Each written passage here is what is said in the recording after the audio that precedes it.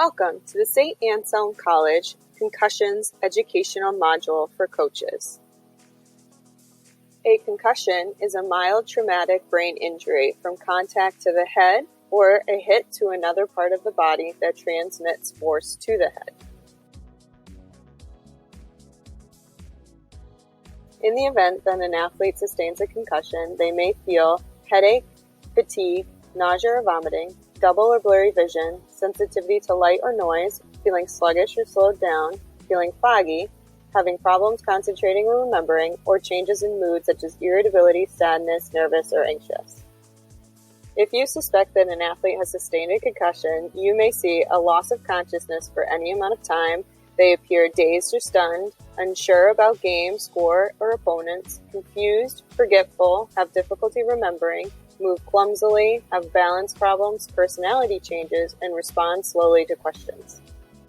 It is important to make sure that a suspected concussion is diagnosed and treated early to prevent life-threatening injuries like second impact syndrome from happening. While rare, it is catastrophic and a major concern.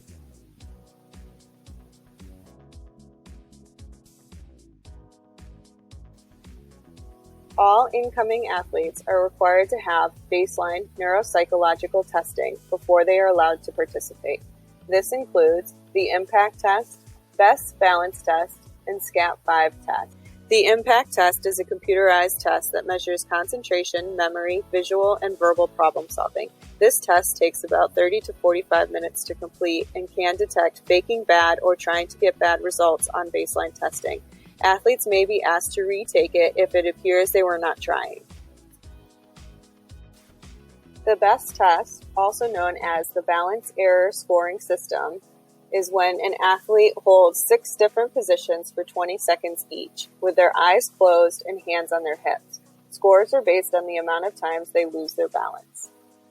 The last test is the SCAT-5 test, which is a one-on-one session with the athlete and the athletic trainer. This takes about 5 to 10 minutes to complete, and it tests concentration, memory, and coordination.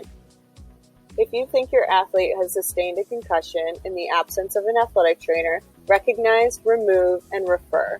Recognize the concussion, remove them from activity, and refer the athlete for a medical eval. Coaches should seek assistance from the host trainer if in an away contest, and the coach is responsible for notifying the SAC athletic trainer. If there's any question about the status of the athlete, they should be referred to the ED for eval, and the coach should ensure that the athlete will have a responsible individual to take care of them at home. The procedure for concussions includes the evaluation by an athletic trainer, communication, physical rest, mental rest with academic accommodations, post-concussion cognitive testing, progression, and clearance. The initial evaluation by an athletic trainer includes assessing the injury and what happened, assessing signs and symptoms, conducting neurological assessments, re-administering SCAT-5 and BEST tests, monitoring change for a period of time, assessing the needs for further medical attention, and facilitating take-home care plans. An athlete will be immediately referred if there is any single or combination of prolonged loss of consciousness, seizures, deteriorating signs and symptoms, unequal, dilated, or unreactive pupils, and significant amnesia, with serious consideration for vomiting, severe headache, prolonged disturbance of vision or hearing, and paresthesia. If symptoms don't improve in a 2-hour time frame post-injury, the athletic trainer will exercise clinical judgment regarding referral at that time. Other delayed referrals include when neurocognitive test scores are not within normal range 7 days after resolution of symptoms, and also if symptoms remain for over 14 days. Once a concussion is diagnosed, the athletic trainer will communicate with the person who will be monitoring the athlete throughout the day or night to ensure they understand what to look for and do, their coach and strength and conditioning coach, health services, the team doctor, and a neuropsych who will be analyzing their tests. Health services will then communicate with Res Life, campus security, an academic dean, ARC, and faculty athletics rep regarding the athlete's neurocognitive and recovery status, if needed, and or initiate procedures for academic accommodations. Although health services alerts their dean, it is up to the athlete to keep their specific professors up to date on what's going on. Roommates should be notified the day of the suspected concussion. A home care instructions for athletic head injury sheet shall be given to the athlete or roommate. This should include tips to help care for a concussion, symptoms to look out for, and contact information. After initial injury, it is important to let the athlete rest so their body can focus its energy on healing. It is important to encourage the athlete to continue eating normally and staying hydrated as the body is working hard to recover. As the athlete starts to feel better, they will be allowed to slowly increase activity at the direction of their trainer. It is important not to push the athlete mentally if they are experiencing symptoms, as that may hinder healing. Based on the symptoms they are experiencing, accommodations should be made. If the athlete is experiencing light sensitivity, some accommodations are dimming the lights, adjusting screen brightness, allowing them to wear sunglasses or hats, and allowing them to just listen to the lecture and not take notes. If the athlete is experiencing sensitivity to noise, some accommodations are allowing them to wear earplugs to dim the noise, give them the notes so they can read instead of listen, let them avoid big, noisy classrooms, maybe meeting one-on-one might be better, and avoiding large gatherings. Accommodations for difficulty concentrating or focusing, including breaking down assignments into small chunks of a half hour or less with breaks, issuing short and concise written instructions or step-by-step sequences, allowing them to take tests in a separate quiet room, moving the student's seat to the front of the room, or using color coding and highlighting. If an athlete is having difficulty remembering, they can ask the teacher to provide class notes or suggest the use of a tape recorder, the use of fact sheets on tests to reduce the demand on their memory, multiple choice or open book tests, and help the student devise ways to memorize info.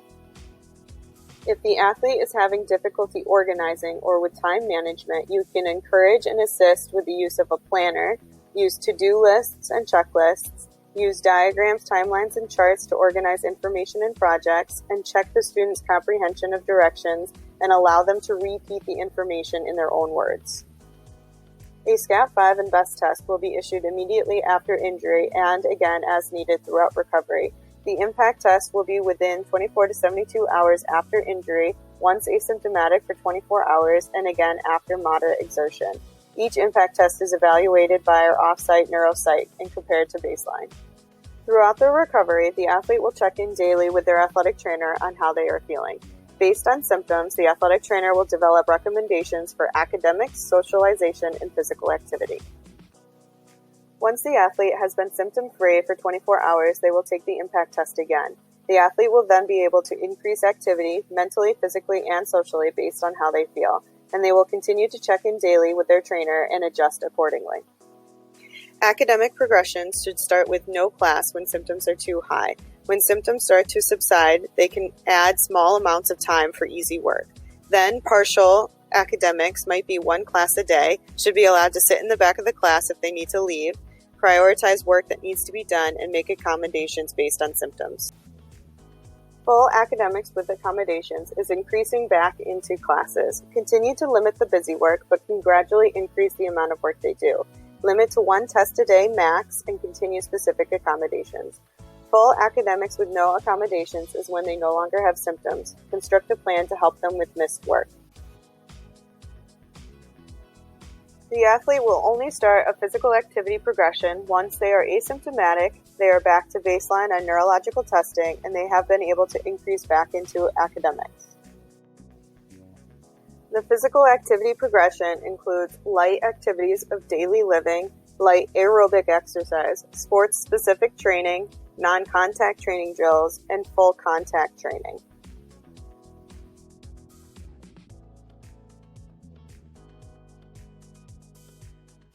If symptoms persist for more than 14 days after injury, the athlete can be referred to a specialist. Final clearance will be from our team physician at the discretion of the treating athletic trainer. We will not accept a clearance note from a different doctor. Thank you for taking the time to watch our concussion video.